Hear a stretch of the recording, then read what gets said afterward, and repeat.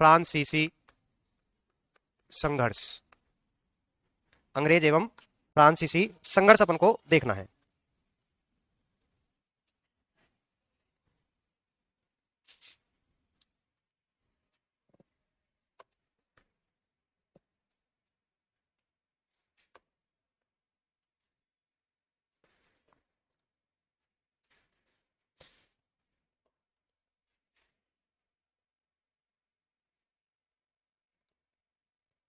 अंग्रेज एवं फ्रांसीसी संघर्ष, इसके अंदर अपन देखते हैं कि 3 संघर्ष होते हैं। कितने होते हैं?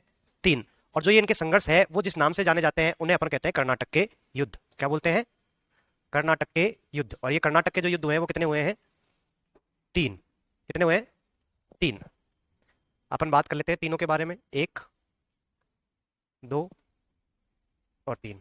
ठीक है, इनमें से जो पहला युद्ध आता है उसे अपन बोलेंगे कर्नाटक का प्रथम युद्ध। कर्नाटक का प्रथम युद्ध कब होता है? 1746 से लेकर के 48 तक। सुनना आप गौर से, इंपॉर्टेंट चीज है। कर्नाटक का जो प्रथम युद्ध है 1746 से 48 तक होगा। इस युद्ध के अंदर ऐसा नहीं है कि ये बहुत एक ही युद्ध है, इस युद्ध के अंदर और भी युद्ध होते हैं। इस युद्ध के अंदर क्या होता है, मतलब ऐसे कह सकते हो ये जैसे आपका अमेरिका और रूस के अंदर चलता है कि नहीं चलता है शीत युद्ध टाइप से, कुछ वैसी ही है। इसके अंदर बार बार में अंग्रेज और फ्रांसीसी जो सेनाएं हैं वो आपस में टकरा रही है, इसलिए अपन इसको बोलते हैं कर्नाटक का प्रथम युद्ध। ये युद्ध कहां पे हो रहे हैं? ज्यादातर सारे कर्नाटक के अंदर हो रहे हैं, इसलिए अपन इनको कर्नाटक के युद्ध बोलते हैं। ठीक है, कर्नाटक के जो युद्ध है वो अंग्रेज और फ्रांसीसियों के युद्ध है। किनके युद्ध है? अंग्रेज और फ्रांसीसियों के। कितने युद्ध है टोटल? 3 है। कर्नाटक का जो पहला युद्ध हो रहा है वो 1746 से लेकर के 48 तक चलता है। तो आपसे पूछ लिया जाता है कि इसका कारण क्या था, ये जो युद्ध होता है इस युद्ध का कारण क्या है? तो मैंने कहा था कि आपके जो ये अंग्रेज और फ्रांसीसी है दोनों बड़ी ताकतें हैं। दोनों ही क्या है? बड़ी ताकतें हैं। यानी कि यूरोप के अंदर जितने अंग्रेज ताकतवर है उतने ही फ्रांसीसी भी ताकतवर है। तो इन दोनों के बीच में वही भारत पाकिस्तान वाला चलता है। जैसे अपने भारत पाकिस्तान में होता है ना, मैच वाली बात नहीं है, जैसे कि बस वो जानी दुश्मनों वाला खेल, बस वैसा सिस्टम इनके चलता था। तो कारण जो है वो है ऑस्ट्रिया के युद्ध के, ऑस्ट्रिया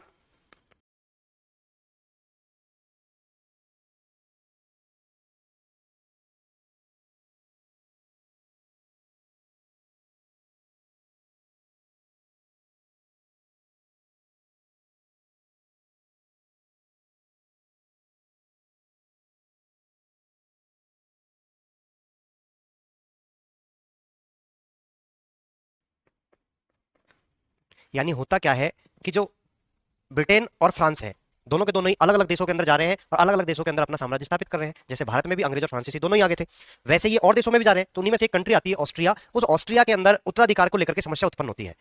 तो वहां पे जो अंग्रेज और फ्रांसीसी थे उन दोनों ने 2 लोगों का अलग अलग समर्थन किया। अंग्रेजों का समर्थन करना किसी एक व्यक्ति का किया और फ्रांसीसियों ने किसी दूसरे व्यक्ति का किया। कि अंग्रेज चाहते हैं कि ये वाला आदमी बने, फ्रांसीसी चाहते हैं कि ये बने अगला राजा। ठीक है, तो इस बात के लिए उनका युद्ध होता है ऑस्ट्रिया के अंदर। कहां पे हो रहा है? ऑस्ट्रिया के अंदर भिड़ते हैं अंग्रेज और फ्रांसीसी, लेकिन उसका इंपैक्ट कहां पड़ता है? भारत में। ठीक है, यानी कि युद्ध का जो रीजन है वो भारत नहीं है, युद्ध का रीजन ऑस्ट्रिया का उत्तराधिकार के संबंध में है। वहां पे इनकी नोकझोंक होती है, तो उसके चक्कर में युद्ध कहां हो जाता है? भारत के अंदर हो जाता है। किन किन के मध्य में? अंग्रेज और फ्रांसीसियों के मध्य में। अंग्रेज जो थे उनकी नेवी पावर जो थी, नेवी आर्मी जो थी, नेवल आर्मी, वो ज्यादा मजबूत हुआ करती थी। और फ्रांसीसियों की जो स्थल सेना है वो ज्यादा मजबूत हुआ करती थी। तो स्टार्टिंग जो करते हैं, जो अंग्रेज जो होते हैं वो क्या करते हैं? फ्रांसीसियों का कोई जहाज होता है उसको लूट लेते हैं। जब फ्रांसीसियों का जहाज लूट लिया तो फिर इसकी शिकायत की जाती है कर्नाटक के नवाब से। और कर्नाटक का जो नवाब था वो था अनवरुद्दीन। इस समय पे कर्नाटक का नवाब कौन था? अनवरुद्दीन। मैं यहाँ पे लिख देता हूं, कर्नाटक नवाब, कर्नाटक का नवाब कौन है? अनवरुद्दीन। ठीक है, तो जो कर्नाटक का नवाब था उसने ज्यादा ध्यान नहीं दिया अंग्रेजों की तरफ, मतलब एक प्रकार से रुझान हो गया। ठीक है, फ्रांसीसियों की तरफ से जो व्यक्ति था वो डुप्ले था। कौन था? फ्रांसीसियों का जो गवर्नर था वो कौन था? डुप्ले। डुप्ले ने पहले जाकर के इसको कहा, लेकिन इसने ज्यादा कार्रवाई नहीं की। कार्रवाई नहीं करी तो फिर इसने क्या किया? जो मद्रास था उसके ऊपर कब्जा कर लिया। किसने? फ्रांसीसियों ने। मद्रास किसके कब्जे में था? अंग्रेजों के कब्जे में था। ठीक है, तो अंग्रेजों के कब्जे में जो मद्रास था उसके ऊपर कब्जा कौन कर लेते हैं? फ्रांसीसी। तब जाकर के वो अनवरुद्दीन के पास जाते हैं। अनवरुद्दीन के पास जाते हैं तो अनवरुद्दीन उनको, फ्रांसीसियों को बोलता है कि ये जो आपने कब्जा किया है इसको वापस रिटर्न करो। ठीक है, या फिर ऐसा भी होता है कि जो अनवरुद्दीन था उससे, मतलब जो आपके डुप्ले था, उसने पहले प्रॉमिस किया था कि मैं मद्रास जो है उसमें से आपको कुछ प्रॉपर्टी आपको भी दे दूंगा, लेकिन इसने प्रॉपर्टी नहीं दी थी। तो इस बात से अनवरुद्दीन गुस्सा हो जाता है और अनवरुद्दीन फ्रांसीसी जो था उसके विरुद्ध कार्रवाई करता है। ठीक है, तो एक युद्ध आता है इसी के अंदर, कर्नाटक के प्रथम युद्ध के अंदर। जो युद्ध आता है आपसे पूछा जा सकता है कि सेंट थोमे का युद्ध कब लड़ा गया कर्नाटक के प्रथम युद्ध में, द्वितीय में या तृतीय में? तो फर्स्ट के अंदर लड़ा जाता है कौन सा? सेंट थोमे का युद्ध। सेंट थोमे का युद्ध 1748। जो सेंट थोमे का युद्ध लड़ा गया है वो किस किस के मध्य है? फ्रांसीसी वर्सेज अनवरुद्दीन। अनवरुद्दीन ने जिस व्यक्ति को भेजा था वो था महफूज खां। किसको भेजा है? महफूज खां को। और फ्रांसीसियों की तरफ से जो व्यक्ति है वो कौन था? डुप्ले था। ठीक है, इस युद्ध के अंदर यहाँ डुप्ले के पास मात्र 930 सैनिक होते हैं। कितने होते हैं? 930। और महफूज खां के पास जो सेना होती है वो होती है 10,000 की। कितने की होती है? 10,000 की। और इस युद्ध का जो विजेता रहता है वो कौन है? फ्रांसीसी। समझ में आया?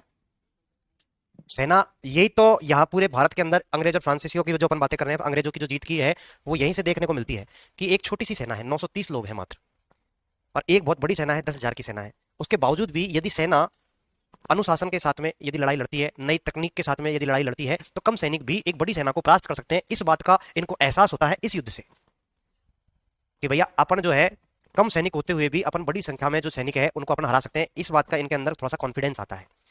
कौन से युद्ध से? सेंट थोमे के युद्ध से, क्योंकि मात्र 930 जो लोग हैं उन्होंने 10,000 सैनिकों को इस युद्ध के अंदर हरा दिया था। ठीक है, सैनिक कितने हैं? इधर की तरफ 10,000 है और इधर की तरफ 930 है। ठीक है, जो कर्नाटक था इस युद्ध के अंदर अगर देखा जाए मोटा मोटी, तो इस युद्ध के अंदर जो पलड़ा भारी रहता है वो फ्रांसीसियों का रहता है। किसका रहता है? फ्रांसीसियों का।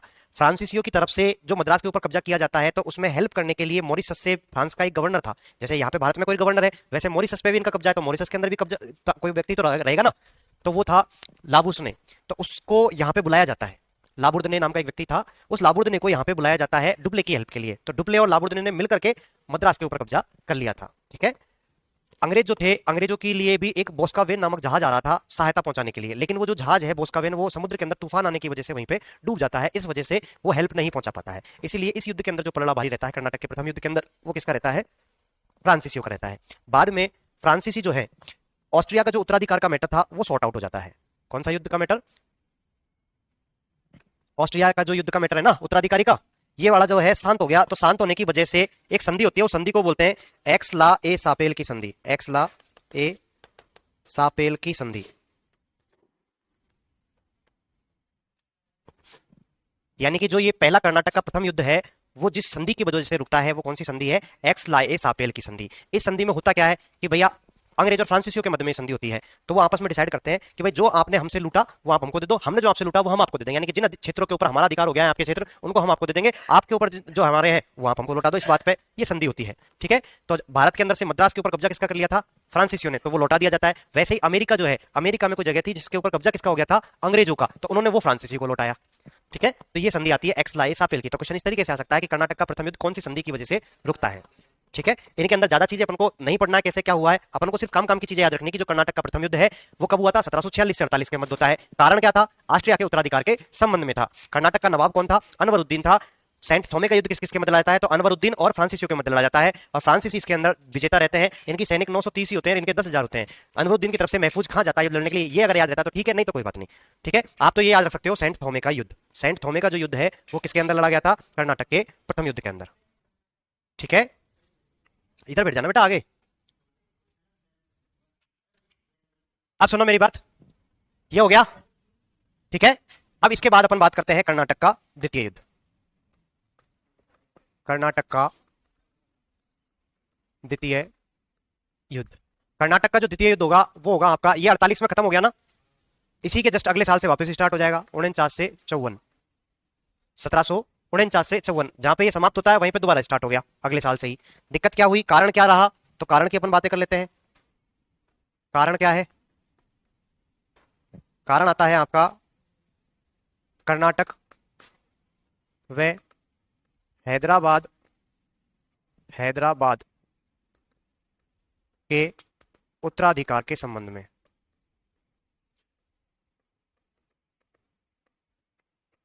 ठीक है, यानी कि यहां पे जो युद्ध हुआ था उसका कारण भारतीय नहीं था, उसका कारण क्या था? विदेशी कारण हुआ करता था। ठीक है, कारण क्या था? विदेशी था, और विदेश में ऑस्ट्रिया जो है वहां रीजन था, ऑस्ट्रिया के उत्तराधिकार के संबंध में। लेकिन जो दूसरा युद्ध हो रहा है वो यहीं की परिस्थितियों के कारण हो रहा है, और यहाँ की परिस्थितियां कैसी हो रही है कि जो कर्नाटक और जो हैदराबाद है इन दोनों जगहों की अपन बातें कर रहे हैं, तो यहाँ पे उत्तराधिकार की समस्या आ रही है। तो फ्रांसीसी तो अपने आदमी को बनाना चाहते हैं और अंग्रेज अपने आदमी को बनाना चाहते हैं। ठीक है, तो मैं यहाँ पे जैसे कि मैं लिख देता हूं, एक तरफ कर्नाटक है, एक तरफ कौन है? हैदराबाद है। ठीक है, एक तरफ कौन है? कर्नाटक, एक तरफ कौन है? हैदराबाद। कर्नाटक के अंदर अनवरुद्दीन था। अनवरुद्दीन के बाद में जो अगला राजा बनने के लिए है वो अनवरुद्दीन का एक तो बेटा है। कौन है? बेटा मोहम्मद अली। कौन है? मोहम्मद अली। और यहीं पे एक बंदा और है जो कि रिश्तेदार है किसका? अनवरुद्दीन का, जिसका नाम क्या है? चंदा साहिब। हाँ, क्या है? चंदा साहिब। ठीक है, वैसे के वैसे ही इधर की तरफ अपन बातें कर रहे हैं, तो यहाँ पे हैदराबाद में जो राजा हुआ करता था वो था चिनक्लिच खां। चिनक्लिच खां। चिनकिलिस खां का जो बेटा था उसका नाम था नासिर जंग, ठीक है। और नासिर जंग, एक तो उम्मीदवार नासिर जंग है और एक है महफूज जंग, महफूज, मुजफ्फर जंग, सॉरी मुजफ्फर जंग, क्या है, मुजफ्फर, मुजफ्फर, मुजफ्फर सही लिखा है क्या, मुजफ्फर, नासिर जंग और मुजफ्फर जंग, ठीक है, क्लियर है। कर्नाटक की तरफ से तो कौन कौन है लड़ने वाले उम्मीदवार, मोहम्मद अली और चंदा साहिब। और हैदराबाद की तरफ से जो अगले उत्तराधिकार की बातें कर रहे हैं वो कौन है, नासिर जंग और मुजफ्फर जंग, ठीक है। अब सुनना बात को, जो ऊपर वाले लिखे हैं वो अंग्रेज समर्थक है और जो नीचे वाले लिखे हैं वो किसके सपोर्टर है, फ्रांसीसी। यानी कि ये दोनों जो है मुजफ्फर जंग और चंदा साहिब, इनको राजा कौन बनाना चाह रहा है, तो फ्रांसीसी। कौन बनाना चाह रहा है, फ्रांसीसी। इनको राजा कौन बनाना चाह रहा है, फ्रांसीसी। और जो ये दोनों लोग हैं इनको जो राजा बनाना चाह रहे हैं वो कौन है, अंग्रेज है। समझ में आया, क्लियर है बात। यानी कि इन दोनों को राजा बनाना चाहते हैं फ्रांसीसी और इन दोनों को, भाई जिसके अपोजिट हो गए तो वो दोनों वो दूसरे साइड के हो गए। ये तो बात हुई स्थिति की कि ये स्थिति थी, इस वजह से ये युद्ध हो रहा है। कब हो रहा है, 1749 से 54 के मध्य में हो रहा है, ठीक है। अब होता क्या है, जो ये चंदा साहिब है, कौन है, चंदा साहिब, ये अटैक करेगा किसके ऊपर, कर्नाटक के ऊपर। जब अटैक करेगा तो इसका सपोर्ट कौन करेगा, एक तो फ्रांसीसी और एक मुजफ्फर जंग। करेंगे कि नहीं करेंगे, करेंगे ना। तो अब यहाँ पे इस जो ये दूसरा आपका युद्ध है कर्नाटक का, इसके अंदर भी कुछ अंदर युद्ध होंगे क्या, होंगे ना। तो इसके अंदर जो युद्ध हो रहे हैं वो दो युद्ध हो रहे हैं, ठीक है। पहला है आपका अंबुर का युद्ध, कौन सा है, अंबुर का युद्ध। और एक युद्ध होगा अर्काट का युद्ध। अर्काट कर्नाटक की राजधानी हुआ करती थी, अर्काट का युद्ध, ठीक है। दो युद्ध हो रहे हैं अपना, एक है अंबुर का युद्ध और एक अर्काट का युद्ध। अब सुनना, जो पहला युद्ध है अंबुर का युद्ध, इसके अंदर फ्रांसीसी जो है वो चंदा साहब और मुजफ्फर जंग मिलकर के इसके ऊपर कब्जा कर लेते हैं, किसके ऊपर, कर्नाटक के ऊपर। और यहां से जो मोहम्मद अली था वो भाग जाता है, यहां से कौन भाग गया, मोहम्मद अली। यानी कि जो अंबुर का युद्ध है इसमें क्या हुआ है, चंदा साहब ने, मैं लिख देता हूं, चंदा साहब ने, चंदा साहब ने फ्रांसीसियों की सहायता से, फ्रांसीसी, फ्रांसीसियों की सहायता से कर्नाटक पर कब्जा किया, ठीक है। अब कर्नाटक पे कब्जा किया तो यहां से कर्नाटक के अंदर से जो मोहम्मद अली था, मोहम्मद अली कहां चला गया, त्रिचनापल्ली, त्रिचनापल्ली चला गया, ठीक है। कहां चला गया था, त्रिचनापल्ली। अब सुनना, मैं वापस रिपीट कर दे रहा हूं, इधर देखो, दूसरा युद्ध चल रहा है। कारण क्या है, कर्नाटक और हैदराबाद के आपस में उत्तराधिकार के संबंध में। कर्नाटक में अनवरुद्दीन का बेटा मोहम्मद अली है और उसके रिश्तेदार चंदा साहिब है। चंदा साहिब का सपोर्ट किया है किसने, फ्रांसीसियों ने। चंदा साहिब ने फ्रांसीसियों के सपोर्ट से मोहम्मद अली को यहां से भगा दिया। मोहम्मद अली भाग करके कहां चला गया, त्रिचनापल्ली चला गया। कहां चला गया, त्रिचनापल्ली। अब जो ये फ्रांसीसी है इन्होंने त्रिचनापल्ली को घेरने की कोशिश करी, लेकिन त्रिचनापल्ली में सपोर्ट करने के लिए आ जाते हैं कौन, अंग्रेज, ठीक है? हाँ, तो वहां पे जब सपोर्ट करने के लिए अंग्रेज आ जाते हैं तो इसको घेराबंदी तो कर लेते हैं त्रिचनापल्ली की, लेकिन इसको जीत नहीं पाते हैं फ्रांसीसी वगैरह, ठीक है, काफी टाइम तक। लेकिन जो अंग्रेज है वो जो बाहर का जो घेरा इनका डला हुआ था उसको परास्त नहीं कर पाते हैं, यानी कि घेराबंदी को नहीं तोड़ पाते हैं अंग्रेज, और ये ना उसको जीत पाते हैं। ऐसी सिचुएशन बनती है त्रिचनापल्ली की, जिसके अंदर कौन बैठा हुआ था, मोहम्मद अली बैठा हुआ था, ठीक है। बाद में अंग्रेजों ने प्लानिंग किया कि यार ऐसे बैठने रहने से कुछ नहीं होगा। उन्होंने दूसरी सेना को बुला करके जो अर्काट था, यानी कि इसकी जो राजधानी थी कर्नाटक की, उसके ऊपर कब्जा कर लिया, इसके ऊपर कब्जा कर लिया अर्काट पे। यानी कि जो द्वितीय युद्ध जो हुआ है इसमें अंग्रेजों द्वारा अर्काट पर कब्जा, अर्काट पर कब्जा। जब अंग्रेजों ने कब्जा किया था तो यहीं पे चंदा साहिब जो था उसकी मृत्यु हो जाती है। यहां पे किसकी मृत्यु हो गई, चंदा साहिब की मृत्यु हो गई। किसकी मृत्यु हो जाती है, चंदा साहिब की। तो चंदा साहिब जी नहीं रहे हमारे बीच में, ठीक है। तो ये दो युद्ध याद रखने हैं आपको, पहला कर्नाटक के किसमें याद रखने हैं दोनों युद्धों को,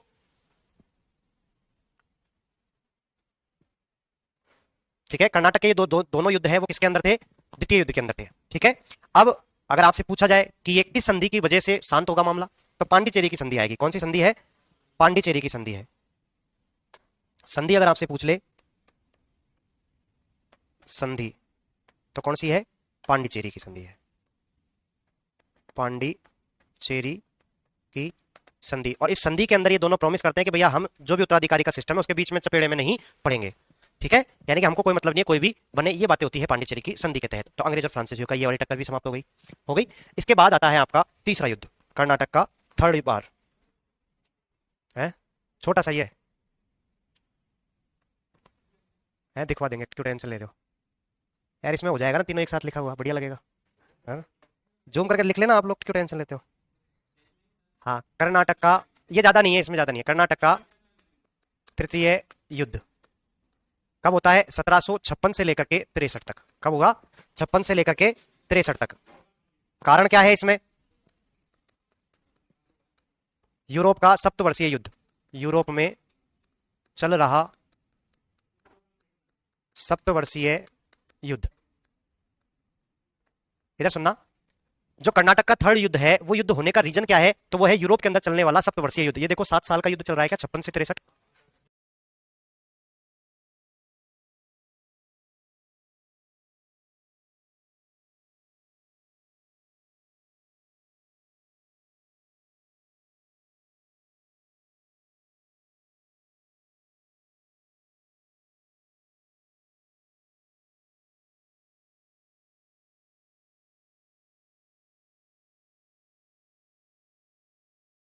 चल रहा है ना।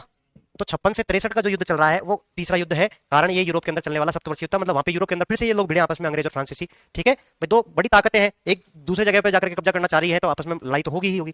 तो ये कारण था। दूसरी बात, अगर भारत की अपन बात करें तो यहाँ पे कौन सा युद्ध होता है? तो एक युद्ध आता है वांडीवास का युद्ध। कौन सा है? वांडीवास का युद्ध। ये वांडीवास का युद्ध किस किसके मध्य है? तो फ्रांसीसी वर्सेज अंग्रेजी है। ठीक है, और इसके अंदर अंग्रेज जो है वो है आयरकूट। कौन था? आयरकूट। कब होता है ये? 1760 में हो रहा है। कब हो रहा है? 1760 के अंदर हो रहा है। यहाँ पे इनकी तरफ से फ्रांसीसी जो था वो डी लाली था, और अंग्रेजों की तरफ से आयरकूट है। आयरकूट जो होता है इस युद्ध का विजेता रहेगा। ये क्या रहेगा? विजेता। आप सुनना मेरी बात को, एक संधि और लिखा देता हूं, फिर उसके बाद सुनाऊंगा। और ये जिस युद्ध जो खत्म होगा वो किस संधि से होगा? वो होगा पेरिस की संधि। कौन सी संधि है? पेरिस की संधि। ठीक है। अब ठीक है, अपन बात क्या कर रहे हैं? कर्नाटक के 3 युद्धों की। पहले युद्ध में मैंने आपको बताया था कि जो आपके अंग्रेज हैं वो हारते हैं, फ्रांसीसी जीतते हैं। जो दूसरा युद्ध होता है कर्नाटक का, उसमें मिलीजुली सरकार है, मतलब दोनों पक्ष बराबर रहते हैं। ठीक है। जो तीसरा जो युद्ध हो रहा है उसमें फ्रांसीसियों का पूर्ण रूप से सफाया कर दिया जाता है अंग्रेजों के द्वारा। ठीक है। जो वांडीवास का जो युद्ध हो रहा है और फिर बाद में जो पेरिस की संधि हो रही है, तो उसमें अंग्रेजों के द्वारा फ्रांसीसियों का पूर्ण रूप से भारत से सिस्टम को हटा दिया जाता है। इनको कह दिया जाता है कि अब आप कोई भी इस संधि के तहत, पेरिस की संधि के तहत, कि अब आप ना तो कोई सेना रख सकते हो ना कुछ कर सकते हो, आगे हमसे कभी टकराने की कोशिश भी नहीं करोगे। ठीक है। तो ये सारी बातें थी। अब अगर आपको व्यापार करना है तो पांडिचेरी वाला जो एरिया था वो इनके पास में ही था। मैंने कहा था 1954 तक उन्हीं के अंडर में रहता है, तो पांडिचेरी के अंदर सिर्फ ये व्यापार करने के पर्पज से ही रहते हैं, बाद में कोई सेना वगैरह ये नहीं रख सकते हैं, ऐसा इसके अंदर कहा जाता है। तो ये 3 युद्ध है, 3 संधियां हैं, तीनों युद्धों के अंदर कुछ युद्ध है। ठीक है। पहले के अंदर तो कौन सा था? सेंट थोमे का। दूसरे में ए से है, अंबुर और अरकाट। और तीसरे में वांडीवास ने साफ कर दिया है। वांडीवास के द्वारा वॉशिंग कर दी गई है ना। वांडीवास के द्वारा वॉशिंग मशीन के द्वारा साफ कर दिया गया है, ऐसे याद रख सकते हो। तीसरे युद्ध में 2 दिया। ठीक है। अब लिख सकते हो आप लोग, है ना। अब इधर देखो, कहां से लिखोगे? तो ये लो, आप लोगों के लिए इतना तो छोड़ देता हूं। दिख रहा है या और चौड़ा करना है? हम्म, लिखो, जल्दी लिखो।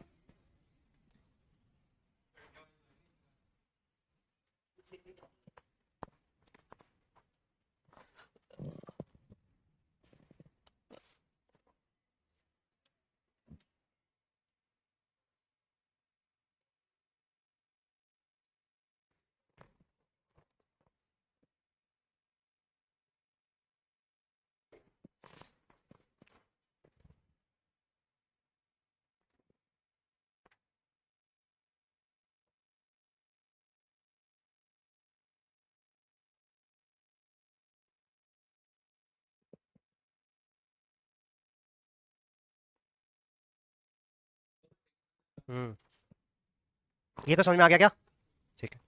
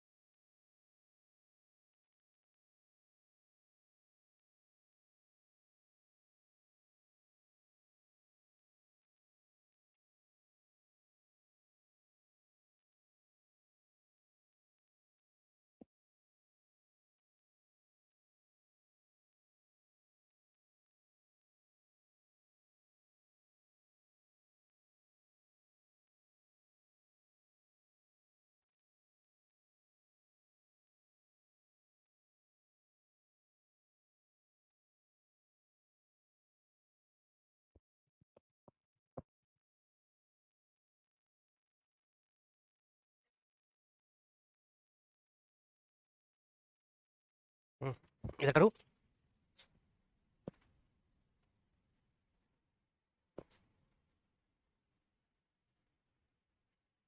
ठीक है।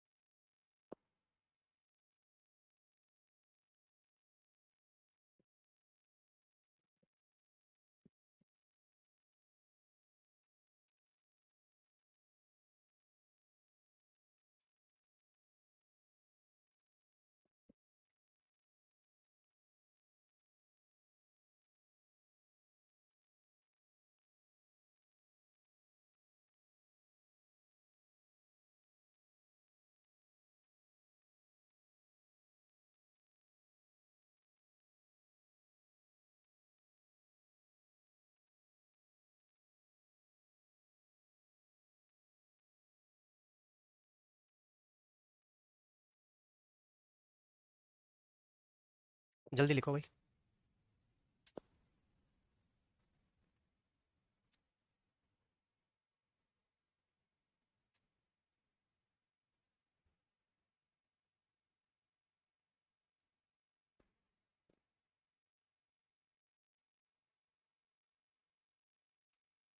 लिख लिया?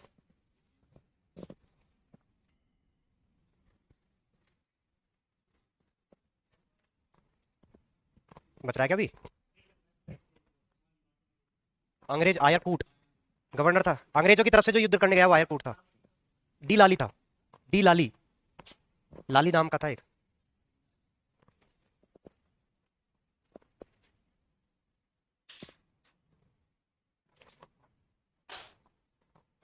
चले। हाँ तो भाई ये तो था अंग्रेज और फ्रांसीसियों का आपस में संघर्ष। इसके बाद में जो अंग्रेज होते हैं उनकी अपन बात करते हैं बंगाल के अंदर। यानी कि बंगाल के अंदर उन्होंने अपना किस तरीके से साम्राज्य स्थापित किया था उसके बारे में अपन बातें कर रहे हैं। तो बंगाल में ब्रिटिश शासन की स्थापना, हेडिंग डालो, बंगाल में ब्रिटिश शासन की स्थापना। बंगाल में ब्रिटिश शासन की स्थापना की अपन बात कर रहे हैं। तो इसमें देखो थोड़ा सा अपन पीछे चलते हैं ना। मुगल शासक हुआ करता था जिस समय पे फर्रुख सियर। कौन था? फर्रुख सियर। फर्रुख सियर कौन है? मुगल शासक है क्या? बंगाल की स्थिति की अपन बातें कर रहे हैं। किसकी? बंगाल की। तो बंगाल वाला जो क्षेत्र था वहां पर एक व्यक्ति आता है जिसका नाम होता है मुर्शिद कुली खां। नाम क्या है? मुर्शिद कुली खां। मैं अंग्रेजों से भी पहले की बातें कर रहा हूं बंगाल की, है ना, फिर अंग्रेजों की बातें करेंगे। तो जो मुर्शिद कुली खां है, ठीक है, कहां पे है ये? बंगाल के अंदर। इसने फर्रुख सियर के समय पे अपने आप को स्वतंत्र राजा घोषित कर दिया। क्या कर दिया है? स्वतंत्र शासक घोषित कर दिया है बंगाल के अंदर, ठीक है। अब ये मुर्शिद कुली खां जो था, इसी ने ही जो बंगाल की राजधानी थी, यानी कि जो बंगाल की राजधानी है वो किसे बनाया है? बंगाल की राजधानी इसी के नाम पे मुर्शिदाबाद। किसे बनाया है? मुर्शिदाबाद को बनाया है, ठीक है। मुर्शिद कुली खां जो था, इसके बाद में, मुर्शिद कुली खां के बाद में इसी का बेटा आएगा सुजाउद्दीन। कौन आएगा? सुजाउद्दीन, ठीक है। सुजाउद्दीन जो था इसने बिहार वाला जो क्षेत्र था बिहार को जीता। किसको जीता? बिहार को जीता। यानी कि बंगाल तो था ही, और साथ के साथ में सुजाउद्दीन जब आया तो सुजाउद्दीन ने किसको जीत लिया है?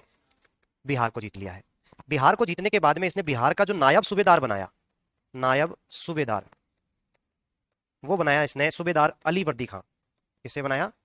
अली वर्दी खां को बनाया, ठीक है। सुजाउद्दीन ने किसको बना दिया है अपना नवाब, नायब सूबेदार? बिहार वाला जो एरिया जीत लिया भाई, पूरे के ऊपर तो अपना सिस्टम नहीं सेट कर सकते, तो उन्होंने बिहार वाला जो क्षेत्र है उसमें सूबेदार बना दिया किसको? अली वर्दी खां को। सुजाउद्दीन के खुद का एक पुत्र था, सरफराज। कौन था? किसका बेटा था ये? सुजाउद्दीन का।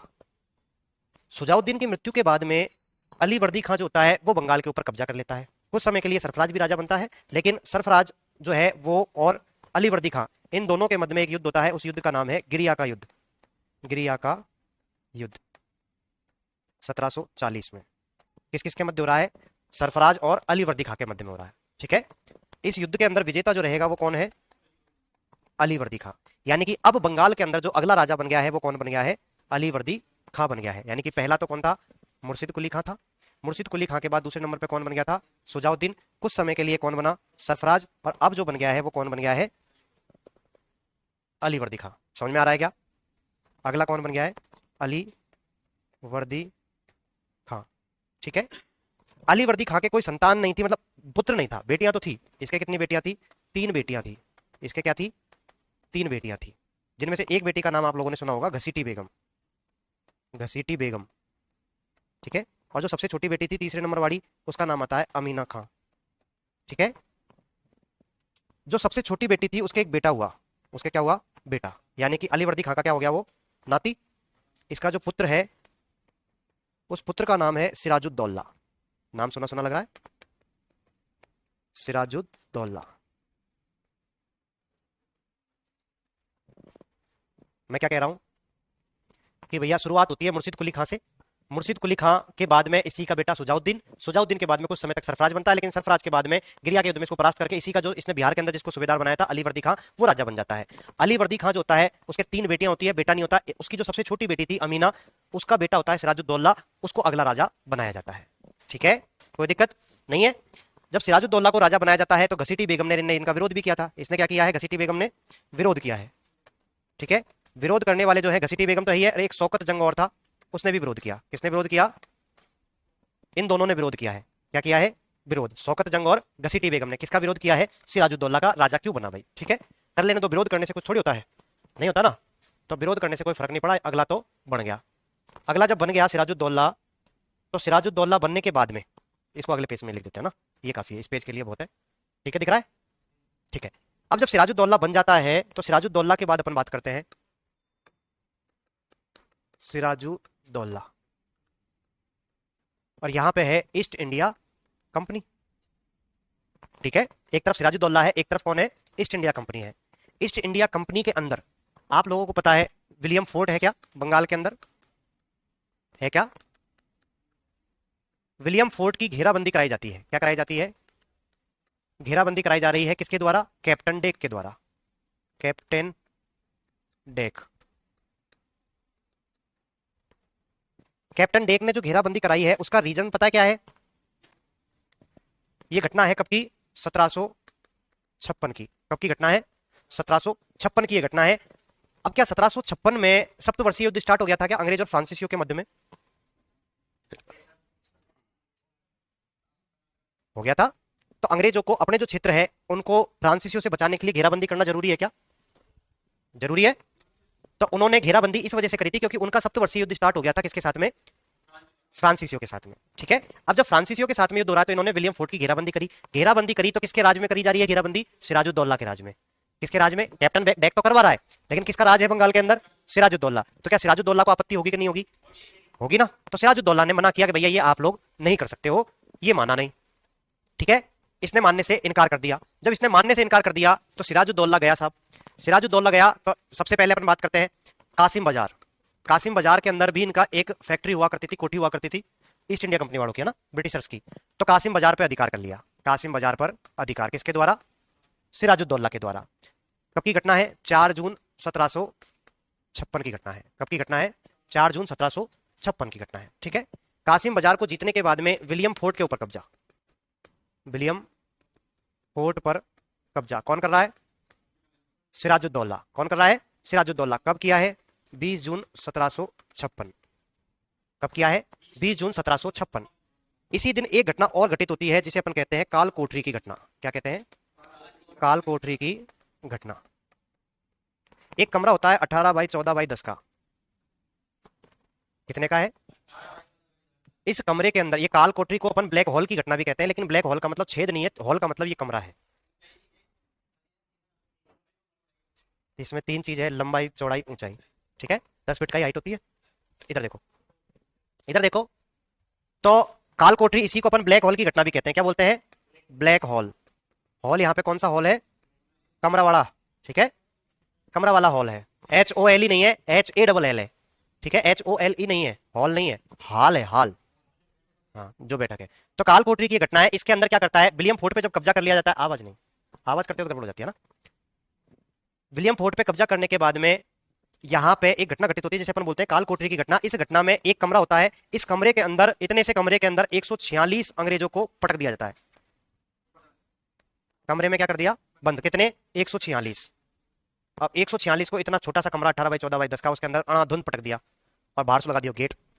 अब बेचा प्राण को ऊपर नीचे सांस में दम घुटर के नहीं आदमी, और बंद कमरा, मचक के गर्मी, जून का महीना है आदमी की गर्मी है, और ऊपर तने और पड़ा है, ठीक है।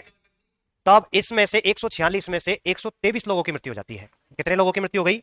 123 की मृत्यु। कितने बचे? 23 जिंदा बचे। 23 जो जिंदा बचे उनमें से एक व्यक्ति था हॉलवेल। कौन था? हॉलवेल, जो कि बाद में अस्थायी रूप से गवर्नर बनाया जाता है, ठीक है। हॉलवेल ने ही ये घटना बताई सभी लोगों को, ठीक है। इस समय पे मद्रास के अंदर रॉबर्ट क्लाइव था। कौन था? Robert Clive. भाई बंगाल में ही थोड़ी, और जगह पे भी तो है अंग्रेज। तो ये सूचना मिलती है कि यार वहां पे विलियम फोर्ट के ऊपर कब्जा हो गया है। रॉबर्ट क्लाइव को जब ये सूचना मिलती है तो रॉबर्ट क्लाइव जो होता है वाटसन को भेजता है। किसको भेजता है? वाटसन के नेतृत्व में सेना भेजी, नेतृत्व में सेना भेजी। किसके नेतृत्व में सेना भेजी? वाटसन के नेतृत्व में। किसने भेजी है? रॉबर्ट क्लाइव ने, ठीक है। अब बड़ी सेना ही है, नेवी आर्मी भी है। तो जब वाटसन के नेतृत्व में सेना आती है तो जो सिराजुद्दौला होता है ना, ये डर जाता है, ठीक है। सिराजुद्दौला कहता है कि यार कोई बात नहीं, गलती हो गई, आपस में संधि कर लेते हैं, ठीक है। तो इसके बाद में होती है संधि, जिसे अपन बोलते हैं अलीनगर की संधि। कौन सी संधि है? अलीनगर की संधि। कब हो रही है? तो 9 फरवरी को हो रही है। कौन सी सन आएगी? तो 1756 चल रहा था, अब फरवरी का महीना आ गया तो कौन सी आ गई? 57 आ गया, ठीक है। तो 9 फरवरी 1757 को हो रही है। किस किस के मध्य हो रही है?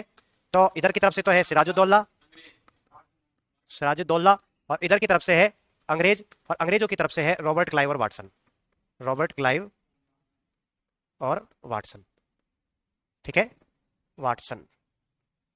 इसमें इनको विलियम फोर्ट वगैरह वापस से दे दिया जाता है, ठीक है। यानी कि जो पहले स्थिति थी, यथावत स्थिति पे आप पहुंच गए हो कि हमारी तरफ से आपको कोई दिक्कत नहीं, जैसा पहले चलता रहता वैसे चलता रहे। लेकिन रॉबर्ट क्लाइव जो था ये बड़ा खतरनाक आदमी था। रॉबर्ट क्लाइव जो था ये भारत में क्लर्क के रूप में आया था। CLECRK, यही होती है ना क्लर्क? गलत हो गई, क्लर्क है तो क्या आएगा? क्लर्क, ठीक है, क्लर्क के रूप में आया था ये। हाँ यार, हिंदी में भी लिख सकता हूँ, क्लर्क के रूप में आया था, ठीक है ना। भाई इंग्लिश कमजोर है मेरी, हिंदी तो सही है।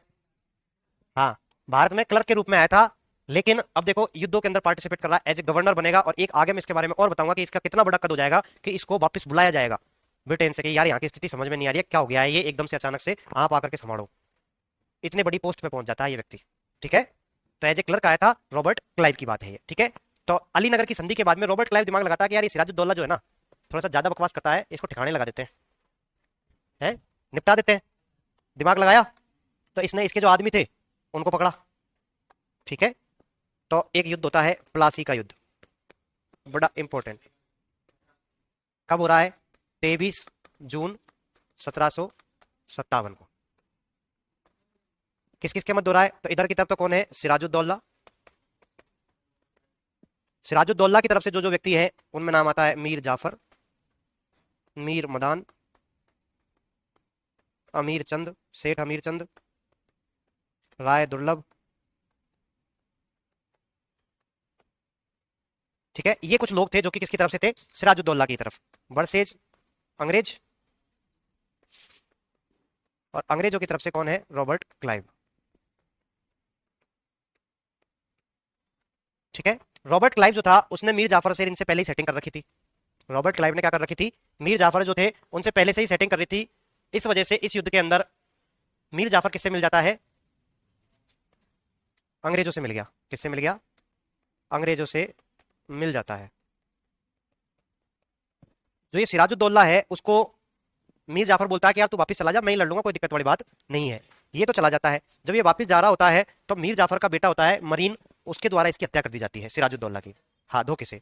ठीक है, सिराजुद्दौला मीर जाफर के पुत्र द्वारा हत्या, मीर जाफर के पुत्र द्वारा हत्या। ठीक है, सिराजुद्दौला की क्या कर दी है, मीर जाफर के पुत्र के द्वारा हत्या कर दी जाती है। और ये जो युद्ध होता है इसके अंदर ये जो सिराजुद्दौला लड़ने आया था तो इसके पास में 45,000 सैनिक थे और इनके पास 3200 ही थे। इन 3200 में भी 2100 तो भारतीय थे और 1100 अंग्रेज थे।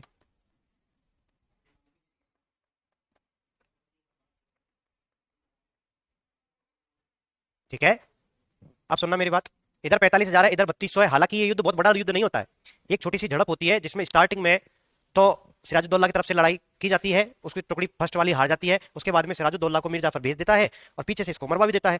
और इसके जाते ही, सिराजुद्दौला के जाते ही मीर जाफर तो ऑलरेडी मिला हुआ था ही, तो वो क्यों युद्ध लड़ेगा, तो वहीं पे युद्ध समाप्त हो जाता है।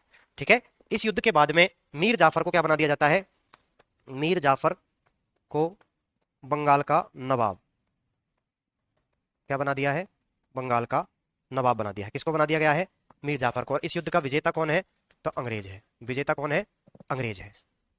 ठीक है, तो एक बार इतना नोट करो फिर आगे चलते हैं। ये भी लिख लिया था, पीछे का भी नहीं लिखा, लिखो।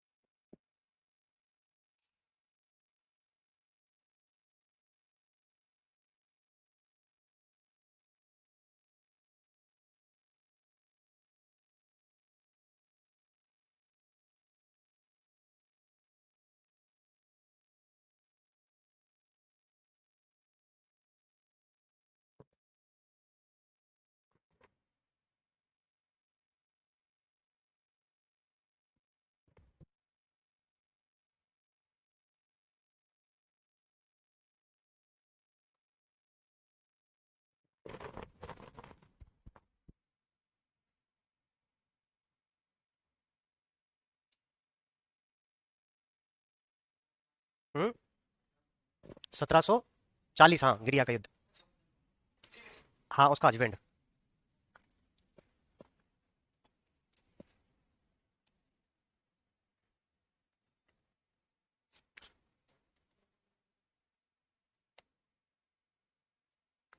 समझ में तो आ रहा है क्या, सही बता। देख मैं वापस रिपीट कर देता हूँ, लिखते रहो, जिसके समझ में नहीं आया वो समझ लेना। बंगाल में ब्रिटिश शासन की अपन बातें कर रहे हैं, तो फर्रुखसियर जब मुगल शासक हुआ करता था उस समय पे बंगाल के अंदर एक स्वतंत्र रियासत की स्थापना कर ली जाती है मुर्शिद कुली खां के द्वारा। ठीक है, मुर्शिद कुली खां ने क्या कर लिया है, स्वतंत्र, ये क्या हो गया है, स्वतंत्र हो गया है।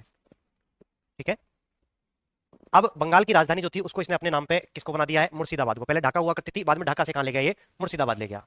मुर्शिद कुली खां के बेटा हुआ सुजाउद्दीन, सुजाउद्दीन ने बिहार को भी अपने अंडर में कर लिया था। बिहार को अपने अंडर में करके बिहार का जो सूबेदार बनाया उसने बनाया अलीवर्दी खां को, इसी का पूरा नाम बोलते हैं अपन, सूबेदार अलीवर्दी खां। ठीक है, सुजाउद्दीन के बेटा हुआ करता था सरफराज, तो सरफराज और अलीवर्दी खां दोनों ही बनना चाहते थे वापस से राजा। तो इन दोनों के मध्य में युद्ध होता है, गिरिया का युद्ध, जिसके अंदर विजेता कौन रहता है, अलीवर्दी खां रहता है। फिर अलीवर्दी खां राजा बनता है। अलीवर्दी खां के बाद में तीन बेटियां होती है, एक घसीटी बेगम, एक अमीना और एक और होती है। तो इसमें घसीटी बेगम जो विरोध करती है, क्योंकि अमीना का जो बेटा होता है सिराजुद्दौला, उसको चुना जाता है अगले राजा के रूप में। ठीक है, अगले नवाब के रूप में इसको चुना जाता है। ठीक है, इसके बाद में जब इसको अगला नवाब बनाया जाता है सिराजुद्दौला को, उस समय पे फिर अपन बात करते हैं अंग्रेजों की। तो उस समय पे सप्तवर्षीय युद्ध चल रहा था, इस वजह से अंग्रेजों ने घेराबंदी करना स्टार्ट कर दिया था, किसकी, विलियम फोर्ट की, कैप्टन डिक के निगरानी में, देखरेख में। तो इस बात का जब विरोध किया सिराजुद्दौला ने, उन्होंने माने नहीं, तो सिराजुद्दौला ने अटैक किया, कासिम बाजार को जीत लिया और विलियम फोर्ट को जीत लिया। विलियम फोर्ट को जीतने के बाद में वहां पे कालकोटरी की घटना घटित होती है। कालकोटरी घटना में 123 लोग मारे जाते हैं 146 में से, और 23 जिंदा बचते हैं, जिनमें से एक व्यक्ति बचता है हॉलवेल। ठीक है, तो इंपॉर्टेंट नाम है कि कालकोटरी की घटना से जिंदा बचने वाला एक अंग्रेज कौन था, हॉलवेल था। कौन था, हॉलवेल था। कालकोटरी की घटना किसके समय पे हुई थी, तो सिराजुद्दौला के समय पे हुई थी। कब हुई थी, तो 20 जून 1756 के अंदर हुई थी। कब हुई थी, 1700 1756 के अंदर, ठीक है।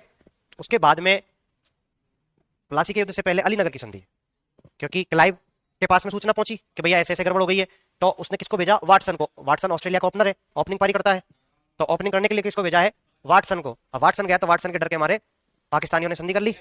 पाकिस्तानियों ने कौन सी संधि कर ली, अली अली अली नगर की संधि। कौन सी संधि, अली नगर की संधि। कब करी थी, जब वैलेंटाइन डे स्टार्ट होता है। वैलेंटाइन डे वीक कब से स्टार्ट होता है, फरवरी में होता है ना, तो वो 9 फरवरी को ही है। 9 फरवरी कौन सा डे होता है, जो भी होता है। है ना, तो मतलब वैलेंटाइन डे वीक की बात है, लगभग 9 फरवरी की बातें हैं, ठीक है। अब आप ऐसे याद करना पड़ता है भैया सारी चीजों को, अगर आप इस तरीके से याद करके चलोगे तो बढ़िया रहेगा। कड़ी से कड़ी जोड़ो कि भैया कैसे हुआ होगा, क्या क्या घटनाएं घटित हुई है, तो क्रम से चलोगे तो आपको सारी चीजें याद भी होगी।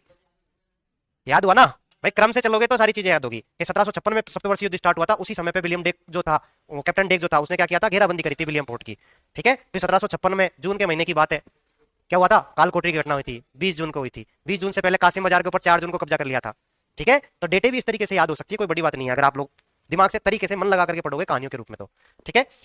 हो गया क्लियर, तो आगे चले। आगे क्या हो रहा है, तो विलियम फोर्ट पे कब्जा हो गया है, कालकोठरी की घटना हो गई है, हॉलवेल बच गया है। हॉलवेल के बचने के बाद में क्या हो रहा है, तो अलीनगर की संधि हो गई है। फिर बाद में होगा, अलीनगर की संधि के बाद में उसको लगता है कि यार ये सिराजुद्दौला बाद में दोबारा भी कुछ भी गड़बड़ कर सकता है, तो इसको निपटाना चाहिए। तो निपटाने के लिए क्या किया, इसके आदमियों को अपने पक्ष में किया। मीर जाफर लालची किस्म का व्यक्ति था, ये पहले से ताक लगा करके बैठा हुआ था कि मैं बन जाऊं, ठीक है। तो मीर जाफर को समझ जाता है रॉबर्ट क्लाइव के यार इसके मन में लालच है, वो लालच देता है कि तेरे को अगला बना दूंगा मैं, मेरे पक्ष में हो जा। ये इसके पक्ष में हो जाता है, इसके बेटे के द्वारा इसकी हत्या कर दी जाती है, और अगला जो गवर्नर बना दिया जाएगा, अगला जो बंगाल का नवाब बना दिया जाएगा, कौन बना दिया जाएगा, मीर जाफर। उसके बाद की बातें भी और समझेंगे, पहले ये लिख लो। सिराजुद्दौला 5वें नंबर का है।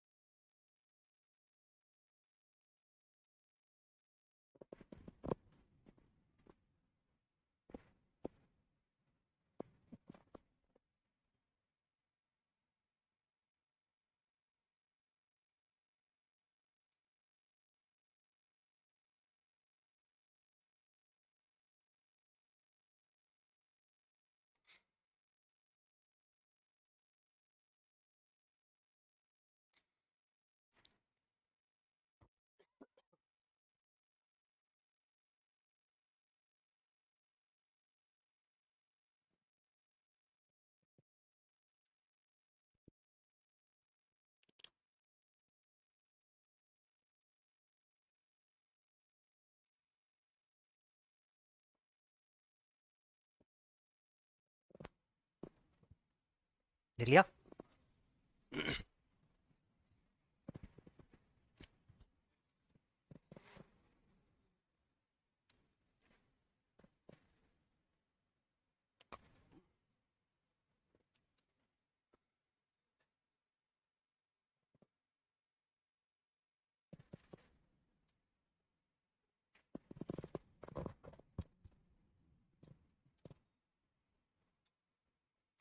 ये ऑनलाइन जो पढ़ रहे हैं कि ये भी नोट्स बना रहे हैं या नहीं बना रहे हैं।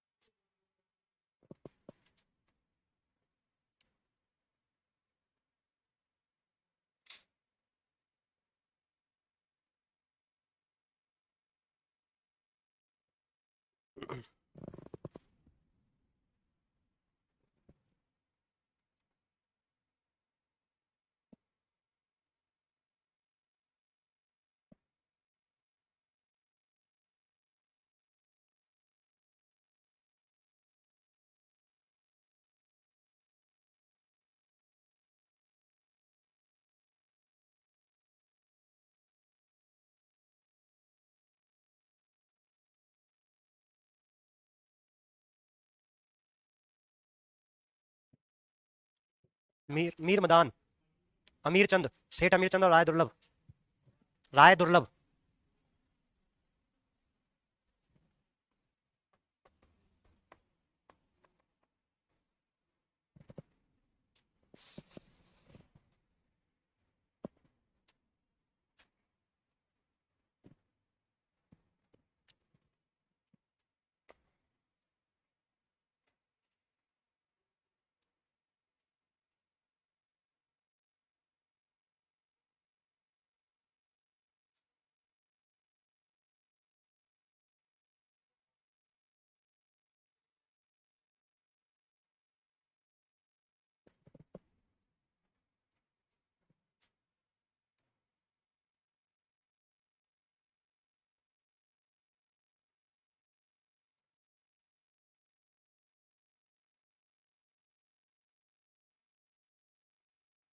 लिख लिया?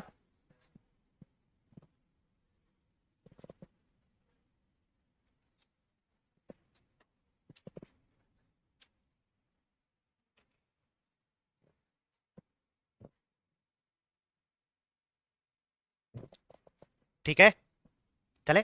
तो देखो, प्लासी का युद्ध हो गया है क्या? प्लासी का युद्ध के बाद में सिराजुद्दौला की तो हो जाती है मृत्यु। सिराजुद्दौला की मृत्यु के बाद में अगला कौन बनेगा? मीर जाफर। मीर, छठवें नंबर पे कौन है? मीर जाफर। मीर जाफर जो था, इसको अंग्रेज सोने की बोरी कहा करते थे। क्या कहते थे? इसे क्लाइव का गधा कहा जाता था। क्लाइव का गधा, ठीक है। अंग्रेज तो इसे कौन क्या कहते थे? सोने की बोरी कहा करते थे, ठीक है। मीर जाफर का कार्यकाल 1757 से 60 तक रहेगा। कब तक रहेगा? 1757 से लेकर के क्या? हाँ। तो अब देखना, मीर जाफर जो था, स्टार्टिंग में अंग्रेजों को 2,34,000 2,34,000 पौंड अंग्रेजों को दिए। साथ में ही 24 परगने दिए। मतलब जैसे ही इसको बनाया क्या, बंगाल का नवाब, वैसे ही भाई साहब ने अंग्रेजों को खुल के, दिल खोल करके पैसे दिए। और 24 परगने मतलब गांव उस समय पे, तो 24 परगने इसको दे दिए जाते हैं। किनको? अंग्रेजों को। किसके द्वारा? मीर जाफर के द्वारा। लेकिन मीर जाफर गांव से बड़े साइज में हुआ करते थे, ठीक है। हाँ, तो अपन बात कर रहे हैं कि अंग्रेजों को दे दिया। अंग्रेजों को देने के बाद में अंग्रेजों का तो ये होता है ना कि भैया एक बार आपने कोई चीज दे दी तो अगली बार आपको उससे भी ज्यादा चाहिए होती है, ठीक है। और आपने स्टार्टिंग में दिल खोल करके दे दिया, अब आपकी स्थिति खुद की गंभीर है, अंग्रेज कह रहे हैं कि और चाहिए, ठीक है। तो अंग्रेज नाराज हो जाते हैं किससे? मीर जाफर से। मीर जाफर परेशान हो जाता है अंग्रेजों से। तो मीर जाफर जब अंग्रेजों से परेशान हो जाता है, तो ये क्या करता है? डचों के साथ में मिल जाता है।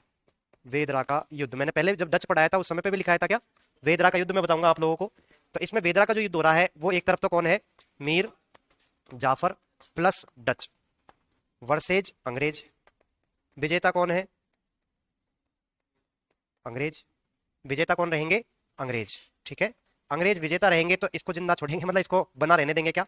नहीं बना रहने देंगे, ठीक है। हटाएंगे कि नहीं हटाएंगे? इसको हटाना भाई निश्चित है, तो इसको हटाएंगे। ये युद्ध कब हुआ था? 1759 में हुआ था। वेदरा का युद्ध कब हो रहा है? 1759 का है, ठीक है। इसके बाद में इसको हटाएंगे। इसको हटाने के बाद में जो अगला बनाया जा रहा है वो कौन सा है? मीर कासिम, ठीक है। मीर कासिम को जब बनाया जा रहा है, तो मीर कासिम की अपन बात करते हैं। तो मीर कासिम कौन है? तो एक तो मीर जाफर का दामाद है। कौन है? मीर जाफर का दामाद, ठीक है। दूसरा योग्य नवाब है ये, दूसरा योग्य नवाब करके ही बनाए, ठीक है। तो ये घूस देकर के बनाए, इसलिए शांतिपूर्वक बनाए, तो इसलिए इसको रक्तहीन क्रांति के रूप में जाना जाता है। रक्तहीन क्रांति, रक्तहीन क्रांति या blood less revolution, blood less revolution, blood less revolution जो कहा जाता है वो क्या कहा जाता है? वेंसीटार्ट के द्वारा। किसके द्वारा? वेंसीटार्ट। ये कौन है? तो अंग्रेज गवर्नर है, ठीक है, अंग्रेजों की तरफ से बंगाल का गवर्नर है। तो वेंसीटार्ट के द्वारा मीर जाफर को हटाकर मीर जाफर के स्थान पर मीर कासिम को अगला नवाब बनाना। और ये जो घटना है अगला नवाब चेंज होने की, ये बिना किसी कोई खून खराबे के होती है, बिना कोई लड़ाई झगड़े के, शांतिपूर्वक, ठीक है। वेंसीटार्ट ने बोल दिया भैया मीर जाफर पहली गाड़ी से पकड़ लो रास्ता। वेंसीटार्ट ने मीर जाफर को 1500 रुपए पेंशन के बदले में हटा दिया कि भैया ये लो और निकलो यहां से। कलकत्ता भेज दिया था, ठीक है। इधर देखो भैया, कहाँ भेज दिया है? कलकत्ता। कितने रुपए? 1500 रुपए पेंशन देकर के भेज दिया है, ठीक है। किसने? वेंसीटार्ट ने। इसीलिए इसको बोला जाता है रक्तहीन क्रांति। और जब इसको भेज दिया है तो मीर कासिम भी इनको कुछ पैसे देगा कि नहीं देगा? तो मीर कासिम भी इनको पैसे देता है। चूना के जो बिजनेस था उसमें 50% पार्टनरशिप देता है। 24 लाख रुपए 26 लाख रुपए तो लगभग मीर जो ये वेंसीटार्ट है, मीर कासिम इसको देता है, और 50 लाख रुपए हॉलवेल को देता है। अब सुनना मेरी बात, ऐसे किसको मिल रहे हैं? मीर ये वेंसीटार्ट और हॉलवेल, ये कौन है? कंपनी के कर्मचारी तो है। मिल रहे हैं क्या? मिल रहे हैं ना? कर्मचारियों को तो पैसा मिल रहा है, कंपनी घाटे में जा रही है। ईस्ट इंडिया कंपनी घाटे में जा रही है, कर्मचारी कर्मचारी खूब मालताल लूट रहे हैं, बढ़िया आराम से शानदार अय्यासी का जीवन जी रहे हैं। यहाँ से जा रहे हैं वहां पे बढ़िया कोठी आलिशान बड़े बड़े बंगले वाले, कोठी वाले बंगले जो है वहां पे बना रहे हैं, ठीक है। इस बात से जलन होगी कि नहीं होगी ब्रिटेन के लोगों को? आपस में होगी ना। इसीलिए वो ब्रिटेन की गवर्नमेंट के ऊपर दबाव बनाया जाएगा कि इनको कंट्रोल करो, कंपनी को मुनाफा मिलना चाहिए इन लोगों की बजाय। इसीलिए अपन देखते हैं 1773 का रेगुलेटिंग एक्ट आएगा, उसके बाद में 1784 का पिट्स इंडिया एक्ट, फिर 1793 का चार्टर एक्ट, फिर हर 20 साल में 1813, 1833, 1853, फिर 1857 की क्रांति हो जाती है तो 1858 का आएगा, ठीक है। ऐसे चलता रहता है, ठीक है। क्लियर है? 1858 में बाद में फिर कंपनी का सिस्टम ही खत्म हो जाता है और अंग्रेजों के द्वारा, ब्रिटिश गवर्नमेंट जो है उसके द्वारा कब्जा कर लिया जाता है। 1857 की 58 तक का जो नियम है उससे पहले पहले तक ब्रिटिश ईस्ट इंडिया कंपनी शासन करेगी, ठीक है। समझ में आया? अब बात करते हैं अपन मीर कासिम की। तो मीर कासिम भी पैसे देकर के इनको बनता है। तो जब मीर कासिम बनता है तो मीर कासिम कहता है कि यार ये लोग हैं जो अपन को परेशान करेंगे, यहाँ तो जीने नहीं देंगे अंग्रेज, बार बार में आकर के पैसे मांगेंगे, भिखारी साढ़े। तो क्या करें अपन? तो पहले तो राजधानी परिवर्तित करते हैं, इनकी पकड़ से थोड़ा सा दूर चलते हैं, वहां जाकर के सिस्टम सेट करेंगे, फिर अपन बोलेंगे सिस्टम। क्या बोलेंगे? सिस्टम, ठीक है। तो मीर कासिम जो है इसने क्या किया है? अपनी राजधानी परिवर्तित करी है। क्या करी है? राजधानी परिवर्तित। राजधानी को क्या किया है? मुर्शिदाबाद से मुंगेर ले गया। कहां ले गया? मुर्शिदाबाद से मुंगेर, ठीक है। कहां ले गया है? मुंगेर तो बिहार में पड़ता है, तो मुर्शिदाबाद से कहां उठा करके ले गया? मुंगेर। मुंगेर ले जाने पे भी नहीं रुका, इसने क्या किया है? वहां पे अपनी सेना को अपग्रेड किया है। अपनी सेना को अपग्रेड, यानी कि ये पुराने जमाने से लड़ा करते थे, अंग्रेज लेटेस्ट मॉडर्न में लड़ा करते थे, तो इस वजह से सेना को अपग्रेड करना है। और अपग्रेड करने के लिए प्रशिक्षक के तौर पे जो रखा था वो एक जर्मनी का था। कौन था? जर्मनी का Walter hard read. Walter hard read, ठीक है। जर्मन अधिकारी था, सैन्य अधिकारी, उसको रखा जाता है, ठीक है। सेना को अपग्रेड कर रहा है और मुंगेर के अंदर ही, मुंगेर में जो होते हैं ना गोला बारूद पिस्तौल बनाने के लिए इनके कारखाने खोले थे, ठीक है। तो बंदूक बनाने के कारखाने, बंदूक मुंगेर में बंदूक बनाने के कारखाने खोले, ठीक है। इतने पे ही नहीं रुका ये, इसने क्या किया कि पहले एक परमिट मिला करता था व्यापार करने के लिए। परमिट से जो अंग्रेज हुआ करते थे वो परमिट ले आते थे, उनको टैक्स नहीं देना पड़ता था व्यापार के अंतर्गत। तो वो जो परमिट है उसको दस्तक कहा जाता है। क्या कहा जाता है? दस्तक। अंग्रेज बड़े शाणे, अंग्रेज क्या करते? राजा के पास जाते, दस्तक जितने चाहते उतने ले आते और उन दस्तकों को भारतीयों को बेच देते, यानी भारतीयों को सस्ते दामों में बेच दिया। यानी कि भारतीयों के ऊपर जो टैक्स लगता है, मान लो 100 रुपए टैक्स लग रहा है, इन्होंने उनको 50 रुपए में बेच दिया, खेले 50 रुपए में, और तू व्यापार कर ले, तेरे तो 100 टैक्स लगता है, अब कितना लगेगा? इससे जाएगा तो फ्री में पहुंच जाएगा, तो इसके बदले तू 50 रुपए मेरे को दे दे, ठीक है। तो इस तरीके से इन्होंने व्यापार करना स्टार्ट कर दिया था। परमिटों को, दस्तक जो थे उनको बेचना शुरू कर दिया था, दस्तकों का दुरुपयोग किया। तो दस्तकों का जो दुरुपयोग इन्होंने किया, तो इसने कहा कि यार ये क्या मतलब है यार, भाई अपना का जो इनके चक्कर में भारत के जो व्यापारी है उनसे भी टैक्स नहीं ले पा रहे हैं। तो इसने दस्तकों का दुरुपयोग को रोकने के लिए दस्तक का सिस्टम ही खत्म कर दिया कि ना तो आप भारतीय व्यापारी से टैक्स लोगे ना अंग्रेजों से लेंगे, ठीक है। तो दस्तकों को तो बंद किया पहले, तो फिर बाद में लगा लेंगे टैक्स तो अपने भारतीयों के ऊपर। तो बात यही तो है कि भाई अंग्रेजों से टैक्स नहीं लेना है, तो अंग्रेजों से टैक्स नहीं लेना, तो अंग्रेजों की तो शकल पे लिखा हुआ है कि ये अंग्रेज है, अंग्रेज की तो शकल पे लिखा हुआ है ना कि ये अंग्रेज है, तो उससे मत लो, उसको अलग से परमिट देने की जरूरत कहां पड़ रही है? भाई भारतीय व्यापारी है, उनको परमिट की आवश्यकता है, अंग्रेजों को परमिट की आवश्यकता है ही नहीं, उनकी शकल पे देखा ये अंग्रेज है, निकलने दो, चल लो। तो वो वाली बात है। तो इसने क्या किया है? दस्तकों के दुरुपयोग को रोका, दस्तकों के दुरुपयोग को रोका। अंग्रेजों के खिलाफ ये इतने सारे काम करेगा तो क्या अंग्रेज इसके खिलाफ एक्शन लेंगे कि नहीं लेंगे? लेंगे, लेंगे ना। कड़ी कार्रवाई होगी। तो कड़ी कार्रवाई होगी तो मीर कासिम जो है वो अंग्रेजों के साथ उलझता है। मीर कासिम को 6 बार अंग्रेज हराते हैं, 6 बार हराया, ठीक है, अंग्रेजों ने। कितनी बार हराया? मेजर एडम्स, अंग्रेजों की तरफ कौन था? Major Adams. तो ये मीर कासिम यहां से कहां चला गया? अवध चला गया। कहां चला गया? अवध चला गया, यूपी में, ठीक है। अवध चला जाने के बाद में अवध के अंदर अवध का नवाब है, अवध का नवाब। जैसे बंगाल अलग हो गया था वैसे अवध भी अलग हो गया था मुगलों से। और जो अवध का इस समय पे जो नवाब था उसका नाम आता है सुजाउद्दीन। क्या नाम है? सुजाउद्दीन, ठीक है।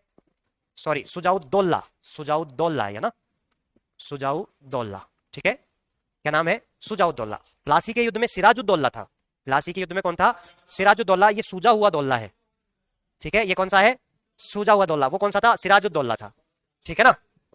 याद रह जाएगा, प्लासी में सिराज था, मोहम्मद सिराज, 5 विकेट लेने वाला, ठीक है। यह कौन है? सूजा हुआ दौला है। सूजा हुआ दौला कहां पे था? अवध के अंदर, ठीक है। सुजाउद्दौला के पास जाता है और सुजाउद्दौला के साथ में कौन मिल गया? मीर कासिम। मीर कासिम ने जाकर के सुजाउद्दौला को कहा कि भैया सुजाउद्दौला, बात ऐसी है कि जो अंग्रेज है उन्होंने मेरे को परेशान कर दिया है, ठीक है। अंग्रेजों ने क्या कर दिया है? मुझे परेशान कर दिया है, भगा दिया है, मेरे शासन व्यवस्था सारी चीज छीन ली है, तो तुम मेरी हेल्प करो।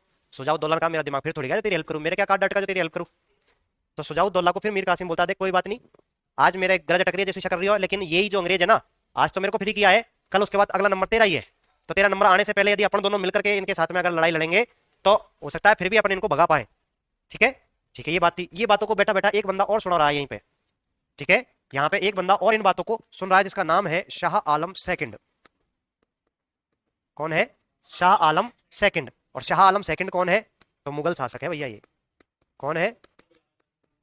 मुगल शासक बेचारा खुद की जान बचा करके इधर उधर भाग रहा है, जहां पे लूटपाट करके थोड़ा बहुत पैसा इकट्ठा करके अपना खर्चा पानी चलाया करता था। ये कंडीशन हो गई मुगल शासकों की, रहने के लिए ठिकाने नहीं है। अवध के नवाब के पास रुका हुआ है, ठीक है। अवध के नवाब के पास में रुका हुआ है, ये इनकी बातों को सुन रहा था। तो मीर कासिम ने कहा कि यार ये कौन बैठा हुआ है?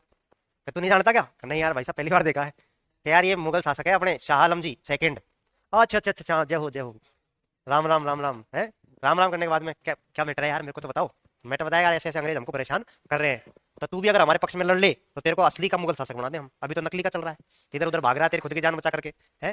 तो सोचता है हाँ यार बात तो सही कह रहे हो, देखो पक्के मुकरते तो नहीं जाओगे, कहाँ कहते हैं नहीं मुकरेंगे, अपन तीनों मिलकर के संगठन बनाते हैं। तो इन तीनों ने मिलकर के संगठन बनाया है। किन्होंने? ये सारे के सारे मुस्लिम है, इसलिए मैंने हरा रंग में डाल दिया इन तीनों को, ठीक है। यानी कि सुजाउद्दौला, मीर कासिम और शाह आलम द्वितीय, तीनों ने मिलकर के एक संगठन तैयार किया है। और अगला युद्ध हो रहा है कौन सा? बक्सर का युद्ध, ठीक है। बक्सर का जो युद्ध हो रहा है वो कब होगा? वो होगा 22 अक्टूबर को। कब होगा? 22 अक्टूबर को। और सन आएगी 1764। कौन सी सन है? 1764, ठीक है। 22 अक्टूबर 1764 को युद्ध होता है बक्सर का युद्ध। नाम खूब सुन रखा है, ठीक है। इससे पहले प्लासी का हुआ था, वो 23 जून को हुआ था। वो कब हुआ था? 23 जून को। तो डेट तो 23 से पहले 22 आता है, ये 22 को हो रहा है, ठीक है। ठीक है, तो ये 22 को हो रहा है, वो 23 को हुआ था, वो जून के महीने में हुआ था, ये अक्टूबर के महीने में हो रहा है, ठीक है। 2 अक्टूबर को गांधी जयंती आती है, उसमें 2 अक्टूबर है ये, 22 अक्टूबर, ठीक है, डबल बार। तो ऐसे याद रख सकते हो 1764 की घटना है। कब की घटना है? 1764 की घटना है। किस किस के मध्य हो रहा है? तो एक तरफ तो कौन कौन है? मीर कासिम है, एक तरफ तो कौन है? मीर कासिम प्लस सूजा हुआ दौल्ला प्लस शाह आलम द्वितीय। क्लियर है क्या? और इनका युद्ध किसके साथ में हो रहा है? अंग्रेजों की तरफ से। और अंग्रेजों की तरफ से जो आ रहा है वो कौन है? Captain Munro. कौन है? Captain Munro. इस युद्ध का विजेता कौन रहेगा? आप सुनना मेरी बात गौर से। हो क्या रहा है? बक्सर का युद्ध था, कैप्टन मुनरो जो था वो हराने आया था किसको? मीर कासिम को। मीर कासिम की तरफ से सुजाउद्दौला और शाह आलम द्वितीय भी लड़ रहे थे। शाह आलम द्वितीय, और जब इनका आमना सामना होता है तो स्टार्टिंग में ही अंग्रेज हावी रहते हैं। कौन हावी रहते हैं? अंग्रेज। इसको लगता है शाह आलम को कि यार अंग्रेजों का पलड़ा भारी है, तो ये तो शुरुआत में ही निकल लेता अंग्रेजों की तरफ, भैया यार गलती होगी माफ कर दो। तो कैप्टन मुनरो ने कहा कि इधर बैठ जा शांति से, बाद में निपटेंगे तेरे से, तो तू कौन है क्या मेरे को तो पता भी नहीं है, एक बार बैठ इधर। इसके उसका आदमी बोलता है इसकी टांग पकड़ के बांध करके इसको कमरे में बंद कर दो। फिर युद्ध लड़ा जा रहा है। इधर से जो मीर कासिम होता है ये भाग जाता है, जैसे लगता है कि भैया हार निश्चित है तो ये भाग गया। अब ये सुजाउद्दौला फंस गया बेचारा, ठीक है। अब जब ये सुजाउद्दौला फंस गया तो इसको अंग्रेजों ने मार मार के और सुझाया, और सुझा करके इसको पकड़ करके एक कमरे में इसको बंद कर दिया, ठीक है। यानी कि मीर कासिम यहाँ से भाग चुका, उसके बाद में उसके बारे में कोई जानकारी नहीं है, लेकिन दो बंदे पकड़ में आ गए अंग्रेजों के, एक है शाह आलम और एक है शुजाउद्दौला। अब सोचने वाली बात है, बड़ा गौर से समझना। अंग्रेजों के पास में एक तरफ बैठा हुआ है अवध का राजा नवाब, दूसरी तरफ पूरे भारत का राजा मुगल शासक, दोनों दो कमरे के अंदर पकड़ करके बैठे हुए हैं। समझ रहे हो बात को? अंग्रेजों की तरफ से एक छोटा सा सैन्य अधिकारी है कैप्टन मुनरो, जिसने हरा दिया है अवध को और पूरे भारत के मुगल शासक को। अब अंग्रेज जो कि इससे थोड़े से दिन पहले तक बंगाल के अंदर छोटा मोटा सा अपना सिस्टम सेट करके व्यापार कर रहे थे, ठीक है, प्लासी के युद्ध में उनकी थोड़ी सी स्थिति मजबूत होती है, प्लासी के युद्ध में वो बंगाल के अंदर स्थिति अच्छी मजबूत कर लेते हैं, पकड़ अच्छी कर लेते हैं, बंगाल से उनको पैसा मिलता है, उस पैसे से वो सप्तवर्षीय युद्ध को लड़ते हैं, सप्तवर्षीय युद्ध के अंदर खूब पैसा रहता है इनके पास बंगाल वगैरह की साइड से, इसलिए उन्होंने फ्रांसीसियों को हरा दिया था। क्लियर है? अब मीर कासिम, वो बंगाल की लड़ाई चल रही है उनके आपस में बंगाल में और ज्यादा मजबूत होने के लिए, लेकिन बंगाल के साथ साथ में उनको मिल गया है अवध और पूरा का पूरा भारत। जैसे ये सूचना भिजवाई जाती है ब्रिटेन के, यार ऐसे ऐसे भाई साहब एक युद्ध में मैंने तो पूरे भारत को निपटा दिया और एक पूरा अवध था उसको निपटा दिया, अब क्या करूं मैं, बताओ तो सही। कैप्टन मुनरो की इतनी बस की थोड़ी है कि वो कुछ समझ सके क्या करना है क्या नहीं करना है। सबसे एक्सपीरियंस्ड बंदा कौन है? सबसे एक्सपीरियंस बंदा को तो बुला लिया तुम लोगों ने 1760 में यहीं पे, रॉबर्ट क्लाइव। एक बार ब्रिटेन चला गया था, नहीं नहीं इस बंदे को वापस भेजो, यही सेटलमेंट कराएगा जो कुछ करना होगा ना वो। तो रॉबर्ट क्लाइव को फिर बुलवाया जाता है भारत, यानी वापस भेजा जाता है ब्रिटेन से भारत, और भारत आता है, और भारत आएगा तो ये वापस 1765 में पहुंचेगा। भाई ऐसा तो है नहीं, हाथों हाथ सारी चीजें होती है, टाइम लगता है, महीने 2 महीने का समय लगता है। अक्टूबर तो हो ही गया था, तो 1765 में आता है, फरवरी के महीने में पहुंच जाता है। ठीक है, यहाँ पे पहुंचने के बाद में सहायक संधियां करने के लिए उसको बुलाया जाता है। ठीक है, तो सहायक संधियां होंगी किन किन के साथ? 2 जनी तो है, एक तो अवधवाड़ा है और एक मुगल है। ठीक है, तो सहायक संधियां जो हो रही है वो 2 संधि हो रही। पहली सहायक संधि का नाम आता है, कौन सी है? इलाहाबाद की संधि, इलाहाबाद की संधि। ठीक है, अब देखना ये संधि होगी 12 अगस्त को। कब हो रही है? 12 अगस्त को। ठीक है, 1765। भाई 64 में युद्ध हुआ था अक्टूबर के महीने में, तो अगले साल की घटना आएगी, तो ऐसे याद रख सकते हो भाई 64 में युद्ध हुआ है तो संधि तो 65 में ही होगी। 12 अगस्त को तो 1765 में इलाहाबाद की संधि हो रही है। ठीक है, और फिर होती है अवध की संधि। अवध के राजा के साथ में कौन सी संधि होगी? अवध की संधि। इस अवध की संधि को फैजाबाद की संधि भी कहा जाता है, फैजाबाद की संधि। अवध की संधि बोल लो चाहे फैजाबाद की संधि बोल लो, और ये इसके 4 दिन बाद हो रही है, यानी कि 16 अगस्त को हो रही है। कब हो रही है? 1765 में हो रही है। ठीक है, तो दोनों संधियों की डेट याद रह जाएंगी, 12 अगस्त और 16 अगस्त, 15 अगस्त के आसपास की घटना है। ठीक है, क्लियर है? तो इलाहाबाद की जो संधि हो रही है वो किसके साथ में हो रही है? तो वो हो रही है साहब मुगल शासक शाह आलम द्वितीय, शाह आलम द्वितीय वर्सेज कौन है इधर की तरफ से? क्लाइव। दोनों तरफ क्लाइव ही रहेगा, अंग्रेजों की तरफ से बुलवाया है भाई ब्रिटेन से। इधर की तरफ कौन है? तो सूजा हुआ दौल्ला। कौन है? सूजा हुआ Daulah versus Clive, Robert Clive. ठीक है, दोनों में संधियां हो रही है। तो अब क्लाइव जी ने 12 अगस्त के दिन कमरे के अंदर ताला खोला, देखा तो भाई बहुत बुरी कंडीशन के अंदर बैठा हुआ है शाह आलम द्वितीय। तो शाह आलम द्वितीय से कहा, हाँ भाई क्या समाचार, क्या चक्कर है, पहले तू बता कौन है? भैया मैं तो मुगल शासक हूँ। तो यहाँ क्या कर रहा है? क्या यार भाई साहब वो जो मीर कासिम था ना उसने फंसा दिया, और मैं तो समझ से पहले आ गया तुम्हारे पक्ष में भाई साहब, मेरी कोई गलती नहीं है, मैं तो युद्ध में देख लिया भाई आपने पार पड़े को नहीं, मैं तो फटाफट तुम्हारी तरफ आ गया, मैं तो लड़ा भी नहीं ज्यादा। अच्छा ये बता लड़ क्यों रहा था, कारण क्या था? यार वो मीर कासिम जो था उसने ऐसे ऐसे कहा था कि तेरे को बढ़िया सा राजा बना देंगे, अच्छा बादशाह, मुगल शासक, बढ़िया ताकतवर, बड़ा घर वगैरह। मेरे पास क्या घर वगैरह है नहीं ना, इधर उधर भटक करके जीवन यापन करता हूँ लूटपाट करके, तो एक व्यवस्था हो जाती थोड़ी सी बढ़िया, इसलिए करा था। अच्छा ये बात है, चल ठीक है भैया, और कोई दिक्कत तो नहीं थी, यही कारण था? हाँ भाई साहब यही कारण था, और तो कोई कारण नहीं था। चल ठीक है, तेरे घर दे दे, कोई दिक्कत, आनंद आ जाए यार, क्या बात कर रहे हो, घर में रहने के लिए खर्चा पानी चाहिए तेरे को यार? हाँ भाई साहब चाहिएगा तो सही, पैसे दे दे तेरे को वार्षिक 50 लाख रुपए, आनंद उड़ जाएगा भाई साहब। है क्या हो जाएगा? आनंद उड़ जाएगा भाई साहब, क्या बातें कर रहे हो यार, क्या भाई? तो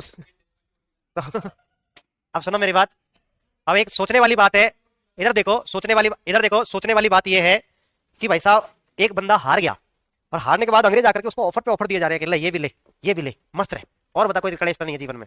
कि नहीं साहब इतने में तो आनंद आ जाएंगे, 50 लाख रुपए साल के उस जमाने में क्या कमी है, खूब पैसा है उतने में, तो सब कुछ आ सकता है, 15,000 में आ जाता है आजकल, तो उस जमाने में तो और सस्ता आ जाता सारी चीजें, 1 महीने भर का। ठीक है, मतलब भाई आजकल 15,000 रुपए में खर्चा हो जाता है महीने का, हाँ तो उस जमाने में भी हो जाया करता था। ठीक है, तो अब बात कर रहे हैं कि यार, अब वो कह रहे भाई साहब आप मेरे को दे रहे हो यार, कुछ तो बात होगी मेरे से, आपको कुछ तो लेना होगा। हाँ लेना तो है, क्या लेना बताओ? क्या लेना लेना कुछ नहीं, तो ऐसे काम करिए, खाली कागज है इसके ऊपर साइन कर दे। क्या तो बहुत बढ़िया बात है, कर दे, लाओ भाई साहब भी दो, अभी करता हूँ, चलो बस, और कुछ थोड़ी चाहिए? नहीं और कुछ नहीं, तो मस्त रहे आराम से, एंजॉय कर, चिल मार। तो कहता भाई साहब एक बात तो बता तो दो कि इसमें लिखोगे क्या?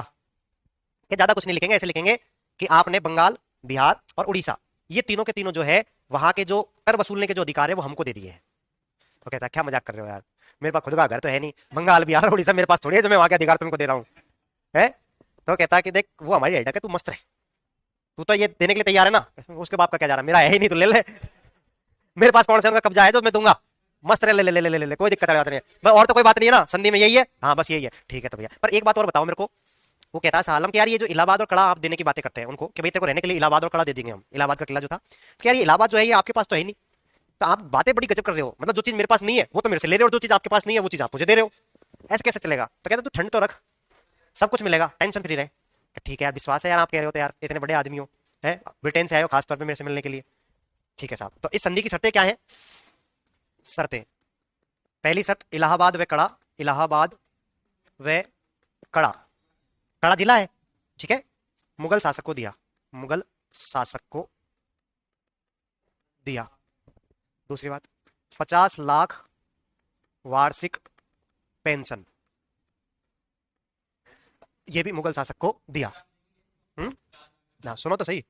तीसरी बात बंगाल बिहार और उड़ीसा के दीवानी अधिकार, दीवानी, दीवानी वो हुई में प्रेम की दीवानी वाला नहीं है, दीवानी का मतलब है जो भू राजस्व वगैरह वसूल करते हैं ना, टैक्स वसूली वाले जो अधिकार है उनको कहते हैं दीवानी अधिकार, है ना, दीवानी पैसों से रिलेटेड जो बातें हैं, दीवानी अधिकार अंग्रेजों को, ठीक है, क्लियर है साहब। अब नीचे वाले पे आ जाए। अब साहब एक से तो हो गई संधि, संधि की शर्तें मैंने लिख दी है भैया, कोई दिक्कत नहीं है ना।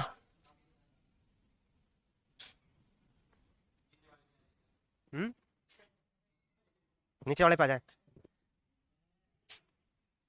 नीचे वाला है सूझा हुआ दौल्ला, पहले से सूझ का मुंडा करके बैठा, इससे वही सेम क्वेश्चन क्लाइव के द्वारा। हाँ भैया क्लाइव, क्लाइव ने पूछा इससे, हाँ भैया क्या बात है, तेरी और अपनी तो कोई दुश्मनी थी नहीं, जबरदस्ती उल्टा हुआ क्यों लिया तीर।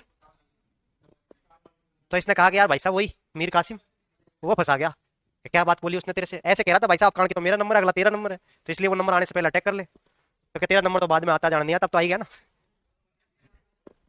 तो भैया बात ऐसी है कि आप जो है ना हमको भैया ये यार 50 की जगह 26 लाख करना है इसको, 26 लाख वार्षिक पेंशन है ना, ठीक है, 26 लाख वार्षिक पेंशन थी, इसमें से लेगा बस 50 लाख तो ना।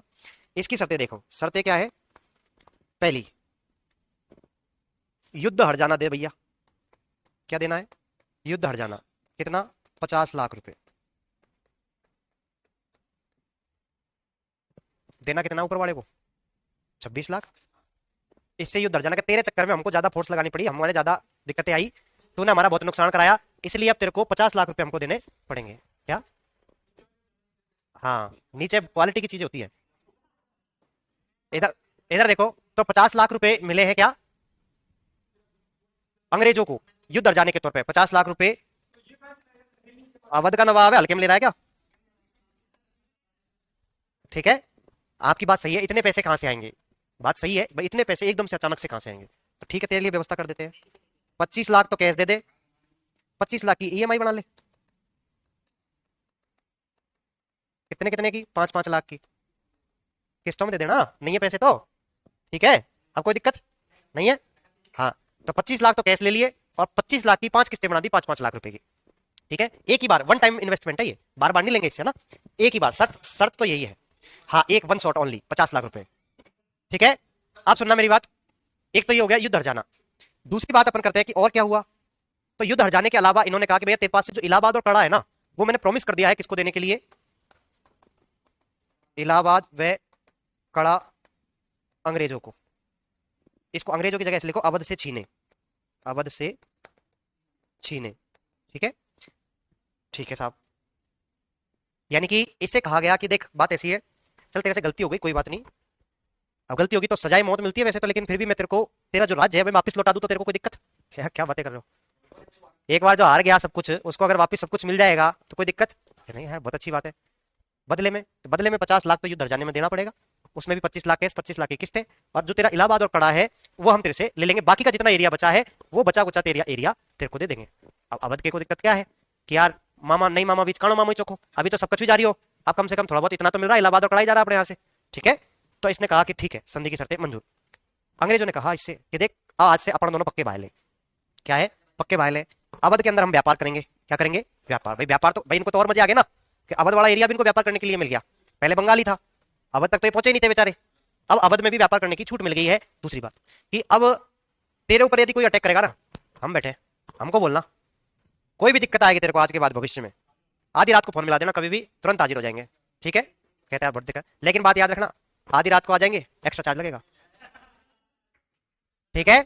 यानी कि जो भी खर्चा होगा वो तो देना पड़ेगा ना भाई, आपको सर्विस मिल रही है टाइम से टाइम, तो आपको पैसा भी देना पड़ेगा, बिना पैसे के कुछ नहीं होता है। तो यानी कि जो भी हमारा खर्चा आएगा युद्ध के अंदर जो भी खर्चा आएगा वो आपको देना पड़ेगा। तो ये बात होती है किसके अंतर्गत?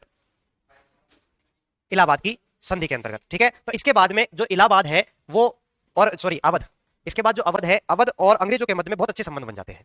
ठीक है? यानी कि अवध अब इसके बाद में बहुत अच्छे तरीके से अंग्रेजों का साथ देता है हमेशा। और 1857 की क्रांति से पहले डलहौजी जब आता है तो अवध का नवाब होता है वाजिद अली, उसको कुशासन के आरोप में अपने साम्राज्य में मिला लेता है। तब तक ये सिस्टम बढ़िया चल रहा होता है।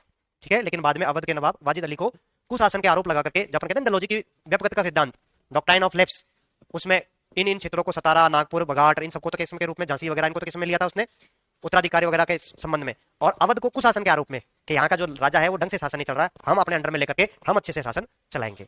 इस तरीके से बातें आती है। तो ये आपकी अवध की संधि है। अवध की संधि होने के बाद में यहाँ पे अब स्टार्ट होता है क्या? द्वैध शासन। क्या स्टार्ट होता है? हाँ, बस ये द्वैध शासन ज्यादा बड़ा नहीं है। द्वैध शासन जो चलेगा वो चलेगा 1765 से लेकर के 1772 तक। द्वैध शासन का मतलब क्या हो रहा है? आप सुनना बात को, कि पैसे तो कलेक्ट करेगा कौन? अंग्रेज। ठीक है? और प्रशासन की जिम्मेदारी किसकी है? जो बंगाल का नवाब है या जो भी है। तो बंगाल के अंदर चलता है, ये कहां की बात है? बंगाल की अपन बातें कर रहे हैं। उस समय पे बंगाल वाला जो एरिया, उसमें बंगाल, बिहार, उड़ीसा तीनों एक साथ आया करते थे। तो बंगाल, बिहार, उड़ीसा जो है, तीनों पे द्वैध शासन स्टार्ट हो जाता है। ठीक है? और वहां पर इतनी लूटपाट करते हैं ये लोग कि जो 7 साल का ये समय 65 से लेकर के 72 तक का, इसमें मान लो पहले 100 रुपए उगाए जाते थे ना, तो इन्होंने अब उगाए लगभग 350 रुपए। मतलब जहां पे पहले ही 100 रुपए बहुत ज्यादा हुआ करते थे, उसमें इन्होंने कितने उगाए? 350। समझ रहे हो ना? मतलब 3 गुने से भी ज्यादा पैसा इन्होंने लूटा। कहां से? बंगाल से। और फिर लूट करके फायदा किसको हो रहा है? सारा सारा अंग्रेजों को, कर्मचारियों को, कंपनी को नहीं। कंपनी जाएगी घाटे में। इसलिए आएगा 1773 का रेगुलेटिंग एक्ट, और उससे पहले भेजा जाएगा वारेन हेस्टिंग को, और वारेन हेस्टिंग जो है वो द्वैध शासन को समाप्त करेगा। क्या करेगा? द्वैध शासन को समाप्त करेगा। वो बंगाल का जो नवाब है नजमुद्दौला, उसको हटा करके कह देगा तू पेंशन पकड़, और अब ये वाला सिस्टम जो है वो भी हम ही चलाएंगे। ठीक है? तो इस प्रकार से बिहार में, बिहार बिहार। ठीक है भैया? तो ये सारी बातें हैं। इसके बाद कल अपन जो देखेंगे वो देखेंगे गवर्नर जनरल, है ना?